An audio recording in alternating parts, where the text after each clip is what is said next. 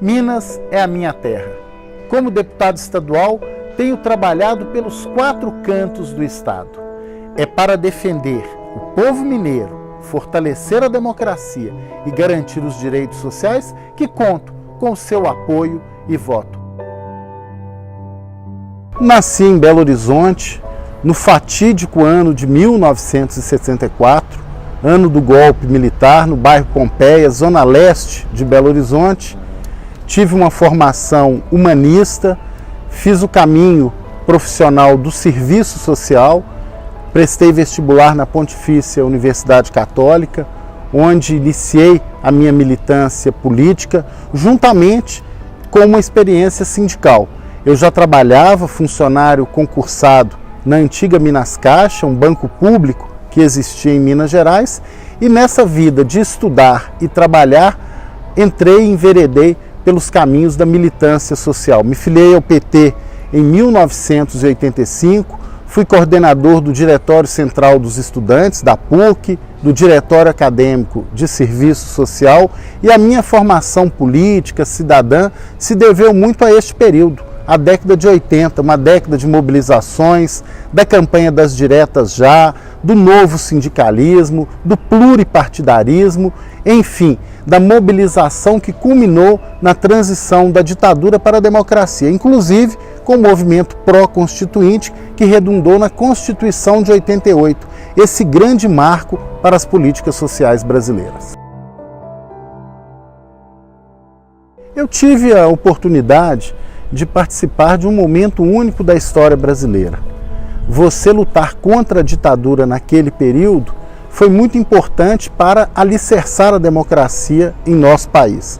A experiência estudantil, a formação intelectual, a militância sindical e o convívio com os mais pobres, o bairro Pompeia, onde sempre morei, faz divisa com áreas mais vulneráveis do ponto de vista social de Belo Horizonte. Eu que sempre estudei em escola pública, pude acompanhar de perto a exclusão social, a evasão escolar decorrente da segregação racial, da segregação financeira, e tudo isso me motivou muito a lutar pela transformação social em nosso país. Além disso, a rede de amigos, de companheiros e companheiras de militância política, enfim, foi uma década iluminada, uma década de muita luta, mas também de muita alegria.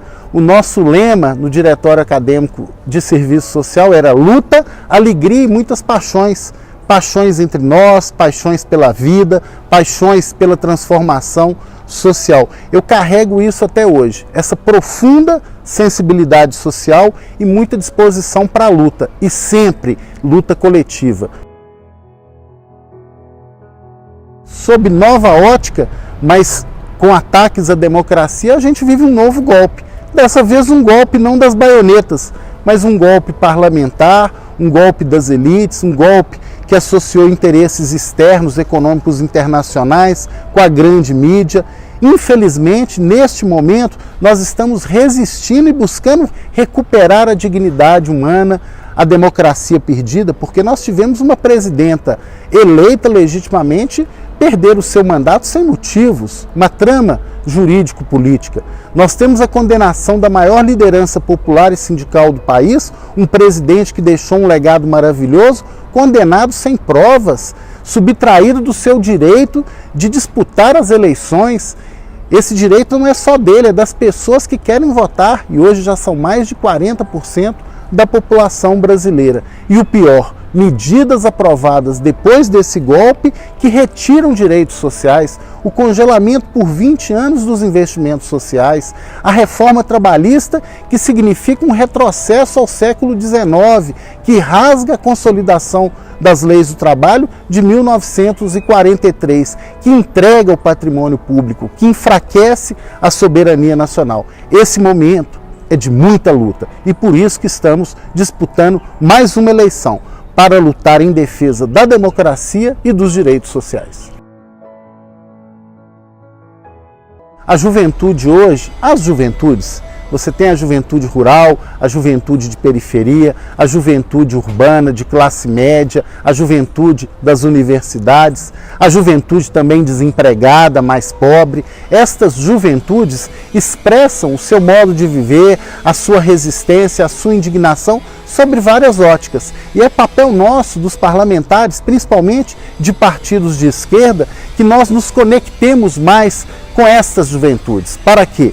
Para traduzir em legislações, em políticas públicas, os seus direitos, como nós já fazemos. Na Assembleia, eu sou um dos idealizadores do projeto mais exitoso daquela instituição, o projeto Parlamento Jovem, que é um projeto de formação para a cidadania, que hoje já está presente em quase 100 de municípios mineiros, que começou lá atrás, no meu primeiro ano de mandato, quando criei e implantei a Comissão de Participação Popular, ou através da Lei Estadual de Juventudes, que é de minha autoria, uma legislação de 2009, que possibilitou uma maior participação do Estado na formulação e execução de políticas públicas em Minas Gerais. Então, defender as juventudes é defender o presente, é apostar na formação para a cidadania, é apostar nas oportunidades para o estudante, principalmente das regiões mais distantes, como defendemos no governo Lula e Dilma a universalização de várias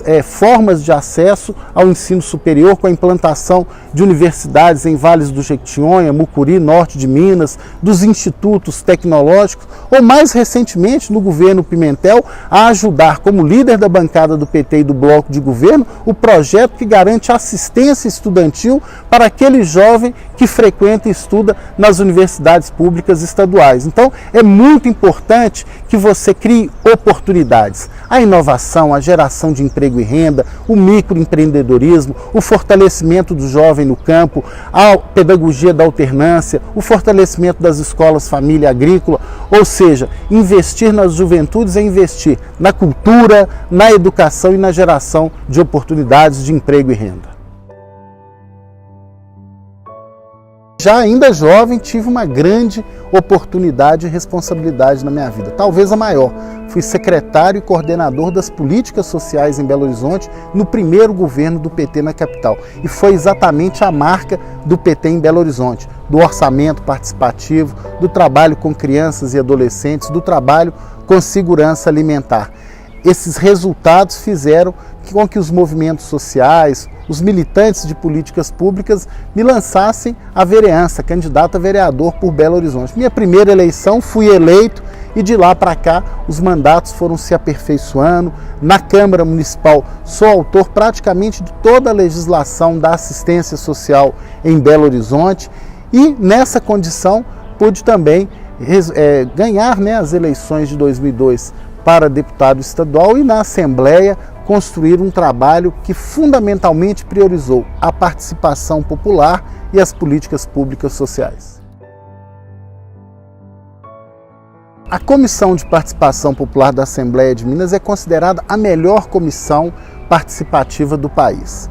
Nós buscamos não só receber as demandas, realizar audiências públicas, nós priorizamos 2 projetos institucionais.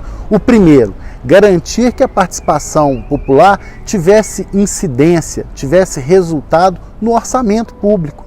E nós estruturamos um processo de revisão, de formulação do planejamento de médio prazo, o plano plurianual, as suas revisões anuais e a discussão do orçamento público, com a possibilidade de a sociedade apresentar emendas populares à lei orçamentária. E, por outro lado, a priorização das juventudes, como já mencionado, o projeto Parlamento Jovem, que é um projeto de formação para a cidadania. A Comissão de Participação Popular já apresenta resultados com políticas públicas que entraram na agenda do governo de Minas. A implantação do SUAS, Sistema Único da Assistência Social em Minas Gerais, foi resultado de um trabalho legislativo, uma lei de minha autoria, mas também de emendas populares que garantiram o seu cofinanciamento através da Comissão de Participação Popular. os jogos indígenas, o apoio à cultura indígena, o fortalecimento da economia popular solidária, o programa Bolsa Reciclagem, voltado para os catadores de materiais recicláveis, é resultado da nossa legislação de minha autoria, mas também de recursos conquistados através da Comissão de Participação Popular. Eu fico muito feliz porque este é um legado que fica na Assembleia Legislativa. O importante é que você estruture, crie raízes, crie dinâmicas contínuas de fortalecimento das políticas públicas e da participação popular. Então, tenho hoje o orgulho de ter leis de minha autoria, de espaços institucionais na instituição democrática do Estado, a Assembleia Legislativa, e o principal, resultados efetivos no presente da vida do povo mineiro. Uma das iniciativas mais importantes do nosso mandato nesse período foi a realização do Fórum Técnico sobre População de Rua, uma demanda apresentada pelos movimentos da população de rua, realizado ouvindo a população de rua em várias regiões do Estado, com um documento final que apresenta propostas muito claras de políticas públicas intersetoriais e priorizando habitação e geração de emprego e renda. Eu sou um dos coautores da legislação estadual, só que a lei precisa de ações práticas, que muitas vezes dependem também do governo federal e dos governos municipais.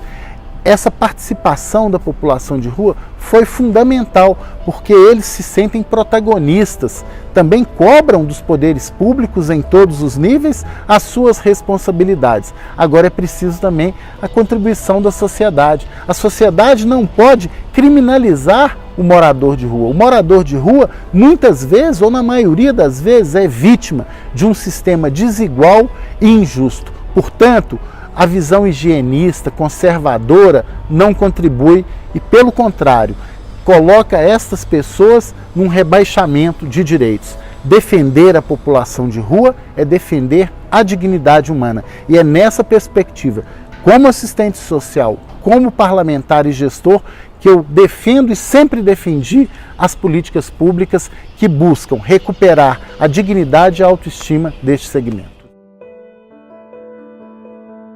Há um grande desconhecimento da questão indígena no país, em que pese a imensa dívida social que os brasileiros e brasileiras têm com as etnias indígenas, muitas pessoas, inclusive aqui em Minas Gerais, desconhecem a existência das etnias indígenas em Minas, dos Machacali, dos Krenak, dos Chacriabá, dos Pataxós e de tantas outras. São 11, 12 etnias reconhecidas, algumas em processo de reconhecimento, 17 mil índios aldeados. Nós temos também a população indígena nos meios e nos centros urbanos, são os não aldeados, aí talvez 6, 7 mil.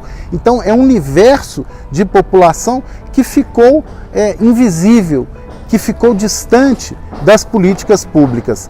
Eu assumi essa bandeira na Assembleia Legislativa há alguns anos, tenho muito respeito pelos povos indígenas, tenho a confiança das etnias indígenas em representá-los na Assembleia Legislativa, e essa legislação da educação indígena corresponde ao anseio das populações indígenas. Elas têm especificidades, a organização, o currículo, a forma, a pedagogia, tudo isso impacta a qualidade e os resultados da educação. Só que eles eram tratados de maneira generalizada, eles não eram tratados da maneira específica que a sua cultura e a sua tradição merecem. Então, essa legislação é resultado exatamente da participação e da integração com os povos indígenas, e isso resulta numa maior e melhor formação destes jovens indígenas para reproduzir as suas tradições e cultura, mas também para essa interação com o nosso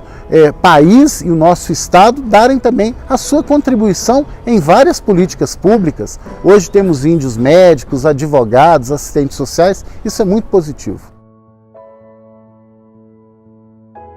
O que mais me encanta em Minas e me motiva é exatamente a sua diversidade, a diversidade do seu povo, da sua cultura, da sua economia. Eu tenho uma visão de Estado, e esse é um grande desafio para Minas Gerais, de desenvolvimento regional, sustentável, com distribuição de renda. Nós temos a Minas das Gerais, as minas da mineração, a Minas que tem a característica e influência do Nordeste brasileiro, ou dos estados do sul de Minas, ou do próprio litoral, ou do Centro-Oeste. Minas Gerais desenvolve potencialidades em suas várias áreas, das suas atividades econômicas, da sua cultura, das suas vocações, e essa diversidade é um desafio para todos nós no legislativo e no executivo. Por isso a importância dos fóruns regionais instituídos pelo governo Pimentel. Ao redividir o Estado em 17 territórios, busca-se uma escuta permanente destas regiões, destas diferenças existentes e traduzi-las em políticas públicas, em intervenções não só de obras físicas, mas também de melhoria e integração de políticas públicas.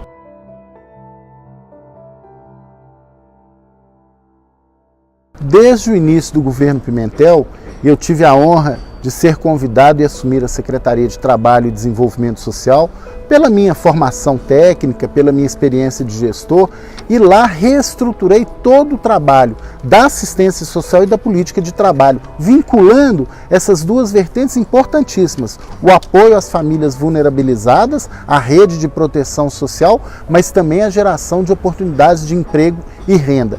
Pela sua diversidade, Minas ainda tem bolsões, tem áreas de concentração de miséria e de pouca ou falta de renda.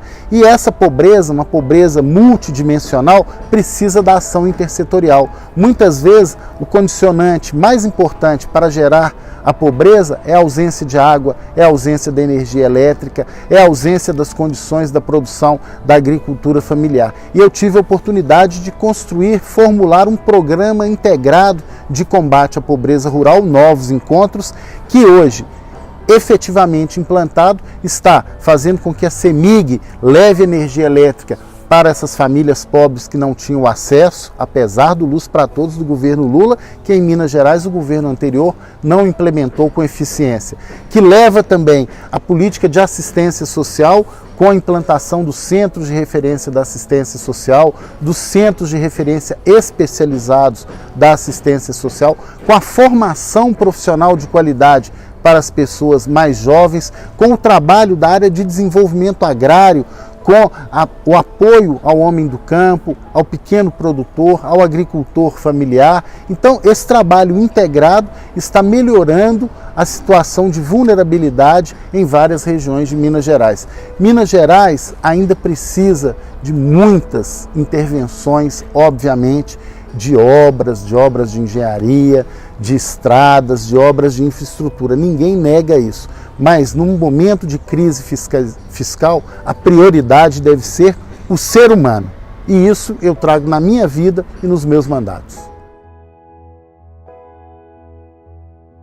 Na minha avaliação, esta eleição é a mais decisiva pós a redemocratização do país. Existem 2 projetos em disputa e o resultado desta eleição vai determinar o fortalecimento ou não da nossa democracia, a recuperação ou não dos direitos sociais e principalmente a esperança do povo brasileiro, com um Estado e um país mais democráticos, com mais distribuição de renda, com mais soberania.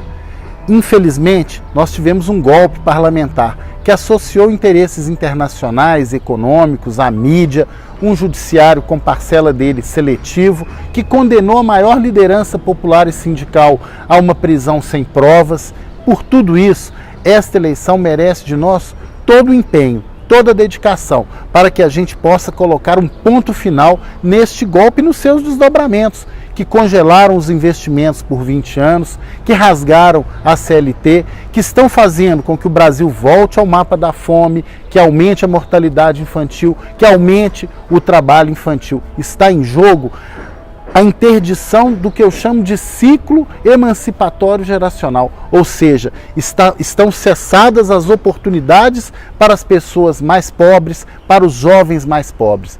Então, a minha motivação nesta eleição é ajudar a dar um ponto final nesse golpe. É ajudar aqui em Minas, que é um estado decisivo, a continuar e avançar com as políticas públicas que iniciamos no governo do PT, Minas Gerais tem um papel histórico decisivo. Na Assembleia de Minas, nós queremos ajudar o PT e os aliados e os movimentos sociais a fortalecer a democracia, a ampliar as políticas sociais, a construir as reformas que o Brasil precisa, a reforma política que amplie a participação popular, a reforma tributária que faça justiça com que as pessoas mais pobres sejam mais respeitadas do ponto de vista tributário, que a gente possa universalizar o acesso das pessoas àqueles serviços públicos que hoje eles ainda não têm e que o governo Temer tem retirado. E no caso específico de Minas Gerais, que o governador Pimentel possa ter uma nova oportunidade com um Brasil melhor, sem esse cerco feito pelo governo federal, com mais recursos, com mais diálogo com o governo federal, para que aqui a gente também possa avançar as políticas públicas. Com a minha experiência, com toda essa trajetória de luta, com o meu conhecimento no âmbito das políticas públicas sociais e com essa característica de integração e interação com os movimentos sociais, considero que eu posso continuar a dar essa contribuição no espaço legislativo, na Assembleia Legislativa de Minas Gerais. Nós vivemos um momento de muita luta, de muita resistência. É fundamental que o PT amplie a sua bancada, mesclando os novos com aqueles que têm experiência comprovada. Eu acho que isso é que vai fazer a nossa intervenção na Assembleia ser cada vez melhor. O nosso mandato ao longo destes anos se caracterizou pela interlocução com movimentos sociais. Toda a nossa ação legislativa, nossa ação orçamentária, nossa ação de política pública é resultado e expressa esse diálogo com os movimentos sociais. É assim com o movimento LGBT, é assim com a agricultura familiar, é assim com os quilombolas, é assim com o movimento de promoção da igualdade racial, é assim com os povos indígenas, é assim com a militância da assistência social, é assim com a economia popular solidária, é assim com os catadores de materiais recicláveis, é assim com o conjunto das políticas públicas, inclusive as macro. É assim que somos um dos autores da emenda constitucional que incluiu o piso nacional na Constituição Mineira, ou que incluiu na Constituição Mineira a erradicação da pobreza como um dos princípios básicos da nossa Constituição. Então, essa integração é fundamental. Um mandato se renova não pelas pessoas, o mandato se renova pela sintonia que ele tem com as novas bandeiras. Eu tenho essa preocupação. Eu sou o candidato à reeleição, mas não para fazer mais do mesmo, apesar do mesmo ter sido bem feito. Eu quero também abraçar novas causas, me renovar, me oxigenar com a força que vem dos movimentos sociais. O governo Pimentel assumiu com um Estado quebrado, com um déficit de quase 8 bilhões de reais e com uma dívida social no Estado imensa. Mesmo assim, o governo Pimentel foi ousado. Criou secretarias importantes como desenvolvimento agrário para fortalecer a agricultura familiar e de direitos humanos para alargar o campo dos direitos em Minas Gerais. Assinou o piso nacional do magistério com a categoria dos professores, cumpriu em 2015, cumpriu em 2016, redesenhou o Estado com os 17 territórios, apostou fortemente na participação popular com os fóruns regionais, aportou recursos em políticas públicas esquecidas pelos governos anteriores e, principalmente, renovou as esperanças de um Estado mais democrático e socialmente mais justo. Veio o golpe. Com o golpe, a perseguição. Com o golpe, a retração de recursos para Minas Gerais. Com o golpe, a ausência de parcerias com o governo federal. E isso fez com que o governo de Minas enfrentasse dificuldades, exatamente pelo bloqueio de recursos, pela crise nacional e pela perseguição do governo federal. Mesmo assim, nós contabilizamos avanços. Nós tivemos reajustes para os professores, nós tivemos avanços na assistência social. Nós temos um programa de enfrentamento e combate à pobreza rural. Nós conseguimos setorialmente iniciativas importantes, inclusive concluindo obras inacabadas. Mas Minas pode avançar muito mais. Infelizmente, principalmente depois do golpe parlamentar, com o governo Temer, com a recessão, com o desemprego, as pessoas estão desencantadas com a política, com os partidos. O nosso sistema político eleitoral, que era baseado no financiamento privado de campanhas, contaminou a relação do público e do privado. Os nossos sistemas eleitorais nem sempre garantem a representatividade dos setores mais excluídos, e tudo isso levou a essa falta de credibilidade nas maioria das instituições, não só da política, mas em outras. O nosso desafio é resgatar a confiança e a esperança. Não adianta generalizar, nós temos que separar o joio do trigo. A generalização faz com que os maus políticos continuem e muitas vezes os bons políticos tenham maiores dificuldades de se elegerem. É muito importante a cidadania, é muito importante o trabalho de fiscalização, é muito importante que os mandatos abram espaços de participação popular, como fiz na Assembleia Legislativa com a Comissão de Participação Popular. É fundamental que a cidadania seja ativa, que as pessoas acompanhem o seu parlamentar, que pesquisem na internet, que busquem informações, que avaliem cada candidato e cada votação que ele fez onde ele está. Eu, sinceramente, não vejo uma sociedade funcionar sem a política. A política pode ser um instrumento exatamente da mediação, da garantia do interesse público e coletivo sobre os interesses individuais. Nós não podemos renegar a política, nós temos que melhorar a política. E a renovação significa mesclar a experiência, a competência, a permanência daqueles que fazem um bom trabalho, com as novas e boas energias daqueles que querem também ingressar nesta política. E aqueles que não cumprem o seu papel, que transformaram a política num negócio para enriquecimento pessoal ou defesa de privilégios, estes sim devem ser excluídos do sistema político através do voto democrático da população.